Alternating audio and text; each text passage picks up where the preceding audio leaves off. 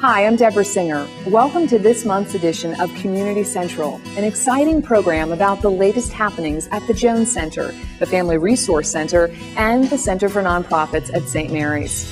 Just before the new year, the Walmart Foundation presented a whopping $500,000 donation to the Center for Nonprofits. The donation will go towards the center's $8 million goal for renovation efforts of the building. If you still haven't visited the new Center for Nonprofits or even the Jones Center, check out your new phone book. The Jones Center and the Center for Nonprofits are featured on the covers of the 2009-2010 AT&T Real Yellow Pages directories. The Jones Center is on the cover of the Fayetteville directory, which also serves Springdale. The Rogers directory displays the Center for Nonprofits, which serves the Bentonville-Rogers area. We just are excited to partner with AT&T. This is a wonderful example of them recognizing the good that the folks in both of these organizations are doing in the community. Obviously, the Jones Center for Families is well known for a lot of different outreach throughout the area and continue to do good work and have done good work for over a decade now. And the Center for Nonprofits, we're just not even a year old here in Rogers and already have a lot of good things happening and a lot of people coming in to see what they can do to help in the community. So have AT&T honor us really in this way by showing two of the largest assets we have out in the community for people to recognize and know where to go to get help is just a great thing. AT&T Real Yellow Pages goes in every home and every office. It's just almost like part of your family because it just sits there all the time waiting for you to pick it up, and we hope at the end of that cycle that they're dog-eared and torn from all the use. But in a small way, every day it reminds the community of those wonderful resources that we have for our residents, that they can come to either center, in the case of Springdale, for fun and have the kids go swimming or ice skating, and here for families that need additional help. They can come to one place and find a lot of the services that they need. AT&T is encouraging everyone to recycle old phone book directories. They're recycled into insulation and roof shingles and dog bedding, and then again into new phone books. So we want to complete that cycle, and then we're lucky in the fact that in Springdale, Rogers, and Bentonville, they offer curbside recycling, which you can include your phone book, and in Fayetteville, you can drop it off at the community center for recycling. The new phone books will create phenomenal exposure for all nonprofits affiliated with the Jones Trust. Nonprofits like Saving Grace, which is housed in the old St. Mary's Convent at the new Center for Nonprofits. Saving Grace provides transitional housing to young women who are homeless or have aged out of foster care. This January, they celebrated their grand opening with a joyful ribbon-cutting ceremony.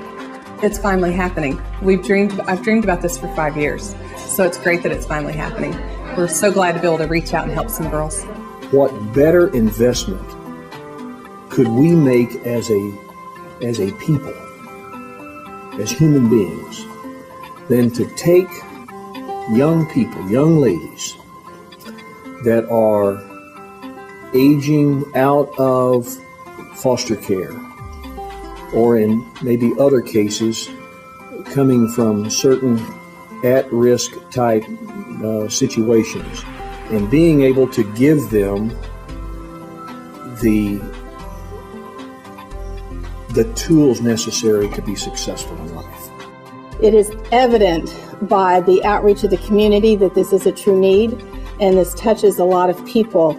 And it's so heartwarming just to be reminded again that the people of Rogers continue to be phenomenal, that they are there to help those in need in any time. Saving Grace will offer young women ages 18 to 24 a safe place to live. Here, they'll have their own rooms and live in community with each other. They'll learn life skills, receive career counseling, and participate in community service. The young women will also be mentored by resident assistants Lisa Fury and Michelle Smith. I'm going to be a resident assistant. So I'm going to be living here at the home with the girls and just helping them in whatever needs they may have. I was a former police officer and for 13 years, and I got to see the other side. And so I feel very blessed that I'm going to be able to work with these girls and actually help them become what they want to be, and help them to heal. I think that's just very important, to give them a role model, show them that there are people out there that cares, and just to help give them a safe place. Especially with these girls, they don't have that family support or that community support. And what I'm learning is that resources and people are a huge part of your success. And a place like this basically empowers them when nothing else can. I just feel very blessed to have gotten this job. I know it was, the doors opened up for me. I know it was just a God thing, and I'm just very blessed, and I feel very honored, privileged, and humble to have this job. We just couldn't have done this without the community, the Jones Trust especially, but also the community, and just wrapping their arms around us and embracing this. They didn't know us, and they embraced this with us. And we just feel honored and humbled to be a part of it. We'll be closely following the story of saving grace and the life-changing impact this ministry will have on young women living here in Northwest Arkansas. Up next on Community Central, there are not many of them left in the world. Holocaust survivors. We'll meet one of them who recently visited the Jones Center to share his amazing story of survival. Stay with us. Community Central will return in a moment. Welcome back to Community Central. I'm Deborah Singer. The Jones Trust's nonprofit organizations provide valuable resources like health, education, and human services to people living in Northwest Arkansas. Jones Center events especially are changing the lives of young people. Each year, this nonprofit hosts a Holocaust Conference for school teachers and students to raise awareness about human and civil rights and the need to understand history. In December, we featured this conference here on the show, but on this edition of Community Central, we're going to sit down with one of the guest speakers from the conference, a Holocaust survivor, and find out how he survived this dark period of history. We begin with Ken Wilde's childhood in 1933, right after Hitler became Chancellor of Germany. What types of things do you remember seeing as a child? The different changes you saw in your life with your family and friends? Well, the interesting thing is in the very beginning, the changes were mostly what you might call cosmetic. I mean, you would see, flags everywhere. You would see armed SA, that's the brown shirts, swaggering down the streets. You would see them boycotting Jewish stores. I mean, that was actually a government-sponsored thing that happened in April of '33. I mean, almost right after he took power for a week. They had pickets in front of Jewish-owned stores and said, Germans don't buy from Jews. But for most people, life pretty much went on as before. In the very beginning, there were still Jewish doctors, Jewish dentists, Jewish lawyers, Jewish store owners. You still had your passport, your citizenship. It wasn't until a couple of years later that things began to tighten up. The Nuremberg laws came in 1934, I believe. At which time Jews lost their citizenship and had their passports stamped with a big J so that everybody would know that they were, Jewish. A lot of professionals were eliminated from the universities and from public life. The arts, and particularly many of the artists lost their jobs, and it was becoming more and more obvious that things were going to get worse and worse. A lot of people started to talk about emigrating, and in the early days they actually could have. People actually could take their belongings with them. A lot of people who did go, unfortunately, went to countries that were later occupied by the Germans, and they ended up in concentration camps themselves. I mean, Paris, Prague, Vienna were places that seemed like friendly places to go to, but as it turned out, it was a death trap. And a few years later, when the German armies occupied those territories, the Jews were rounded up, and almost all of them were eliminated. 1938 was the year of the Kristallnacht, which, of course, was precipitated by an attack by a Jewish student of Polish origin who was studying in Prague and who had heard that his family, along with thousands of other German Jews of Polish origin, had been rounded up and sent across the Polish border in the dead of night, and the Polish government would refuse to accept them. So they ended up in no man's land for several weeks, I think. This train was just standing there.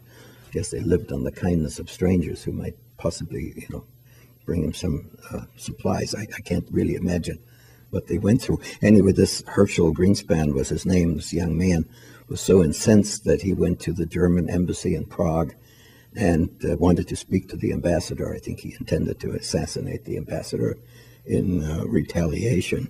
What happened, the ambassador was not available, but one of the younger legation secretaries came out to ask him what he wanted, and so he shot and killed him. And that started this avalanche. I mean, this was just what Dr. Goebbels needed to start this, what he called spontaneous eruption of hatred. So that led to the Kristallnacht on November the 9th, 1938, where almost every synagogue in Germany was set on fire. About 20,000 Jews were arrested on the street.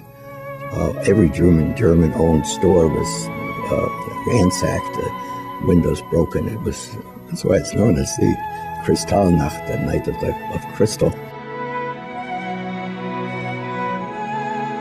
The next morning, when my brother Gerhard and I started for school, we had to walk through the streets with all these shards of glass everywhere, and the store owners were made to sweep up, the glass from the sidewalks, and people were gathering around them, mocking them, and it was a horrible experience.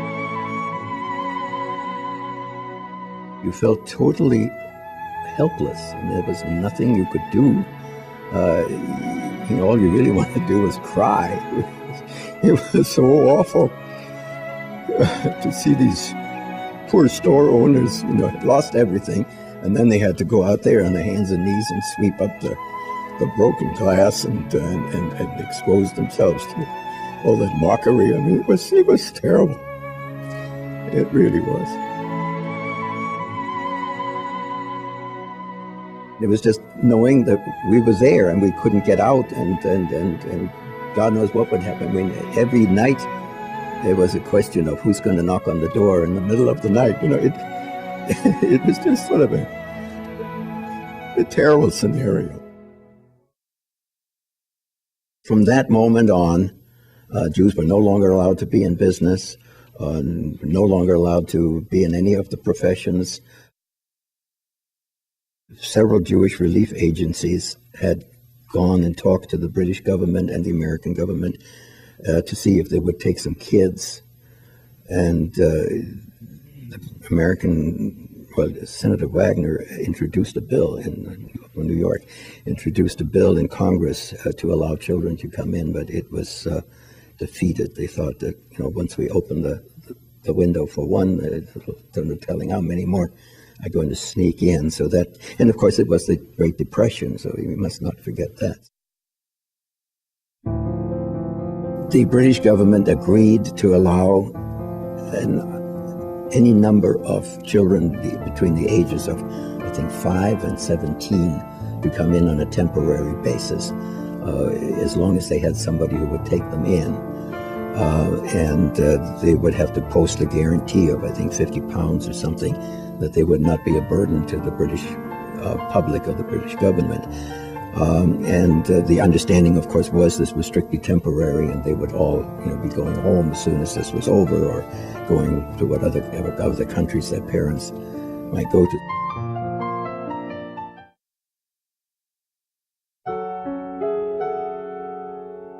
My mother happened to have a friend in England who gave German lessons to a Scottish lady who lived in London with her husband. And this lady had expressed some interest in maybe taking in a child. And she said, I think I know somebody, and this is how this started. And my parents decided, since I was the older one, that probably more vulnerable, they would send me first and my little brother could follow as soon as possible. Well, that never happened, unfortunately. But I was lucky enough to be chosen, and I did go and ended up with a family in England. Later on, and we thought about it, my God, how could my parents have done this? Let their child go to an unknown country, to an unknown, well, they weren't totally unknown. My mother had met the family, but basically unknown, and an unknown fate. And what was to become of them, they had no idea whether we would ever see each other again. I don't remember too much about the actual event of the day. I think both of my parents came to the station with me, but I'm not even certain about that. I know that we had a number of escorts, or chaperones, whatever you want to call it, young people who made sure that we were, well taken care of on the train. They tried to entertain us. They, played the guitar, and we sang songs, and we tried to make the kids feel as happy as possible. And we bonded very quickly, all kids going to this unknown fate. And I still remember we went on the boat. We went from Hamburg to Southampton, so we made a stop in Le Havre in France, and then went to Southampton. So we had a couple of nights actually on the boat.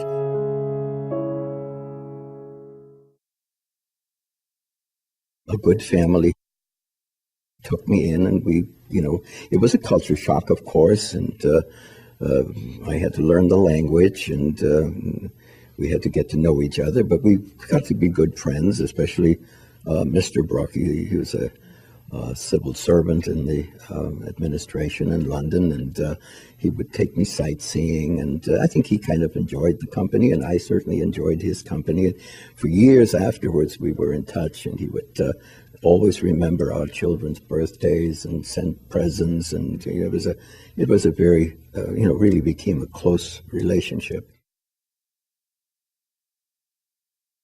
Being a refugee from Germany, the next thing that happened was the war broke out, and all of us became enemy aliens because we were of German origin. And as soon as I turned 16, I was picked up and sent to a internment camp in England. I just never went to a concentration camp, but I went to several internment camps. Well, this wasn't like a concentration camp. It was not real great, but it was. We were not in danger of our lives. And then at the end of, I think this was right after the fall of France, so that would have been in the end 40. So this was late in 40, 41. They started releasing people. The British press started asking questions about, why are you interning these refugees? So little by little, we were all released. And I came back. I worked for a Selfridges department store for about a year. I couldn't wait to be 18 so I could join the Army. I felt that's, I was so patriotic at that time. I felt I had to do my bit. As soon as I was 18, I joined the Army, and at first it was the only thing that foreigners could join was the so-called Pioneer Corps, which was sort of a labor battalion. So instead of rifles, we had shovels and pickaxes. But then, about 6 months before D-Day, they opened up the rest of the Army to anyone who wanted to. And so most of us, there were actually battalion companies of all German and Austrian refugees with British officers, and then eventually they even had some refugee officers. So I transferred to the Tank Corps and became a radio operator in the Tank Corps and went over to France as that. And then when the war was over, I transferred to military government because I felt, polishing buttons it was not really my thing. So I transferred to military government, and I became an interpreter to the regional local governor. and also in charge of the denazification department in the region of Schleswig-Holstein, which is the northern part of Germany, so close to Denmark. And so that's when I actually met my parents again. There was a group of fire engines that had been evacuated by the German government just before the end of the war from Berlin to the safety of the country. And these were being returned to Berlin, and I asked if I could be an escort. I had heard that my parents were actually living in Berlin through the Red Cross.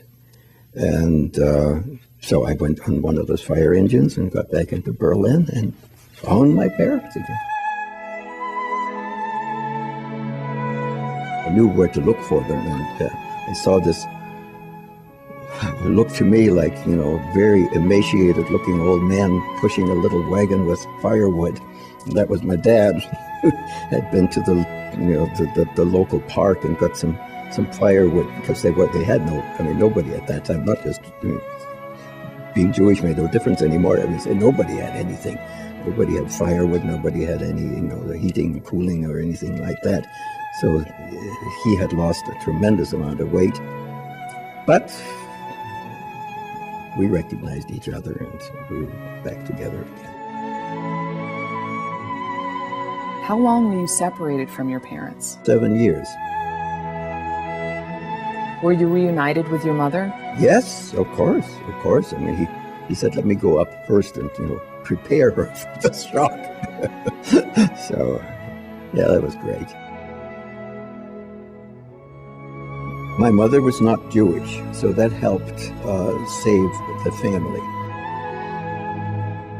Without that, neither my father nor my brother would have survived.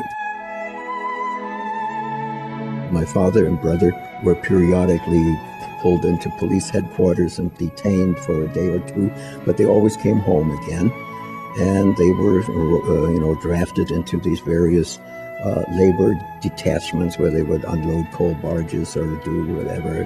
Later on, clear streets from bomb damage, and as the air raids became stronger and stronger, there was more and more of that kind of work to be done.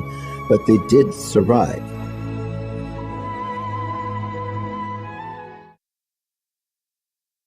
American Joint Distribution Committee, known as the Joint by everybody, had arranged for people who, like them, who had been stuck in Germany, to leave for the United States. Once the war was over, all these restrictions, pre-war restrictions, seemed to have been lifted. So they left Berlin and came to St. Louis before I was ever out of the Army. And so when I was demobilized in 1947, I felt that was the only obvious thing for me to do, is to join my parents. Otherwise, I probably would have stayed in England. I had a great many uncles, aunts, my grandparents. My grandmother and her family, my father's sister and her children and husband, had gone to Amsterdam. As I said earlier, it was one of those places that you could go to. And they were all picked up and sent to Theresienstadt from there. And then her son and husband went on to, the son went to Mauthausen and was killed. And my uncle, I think, was killed in Auschwitz. My grandmother and my aunt and her little daughter survived, and I came back to Amsterdam after the war.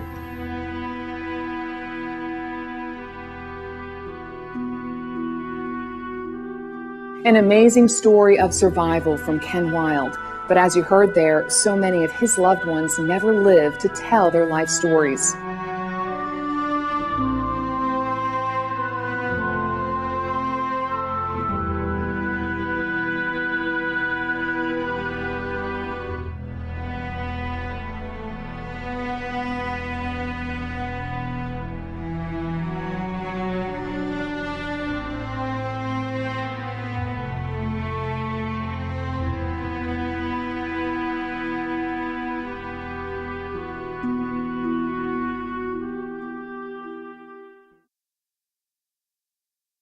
On the next edition of Community Central, we'll continue our Holocaust Conference coverage and sit down with two Holocaust experts to look at the different ways Jewish people were persecuted. And we'll find out why the Catholic Church lacked support for the Jews during the Holocaust.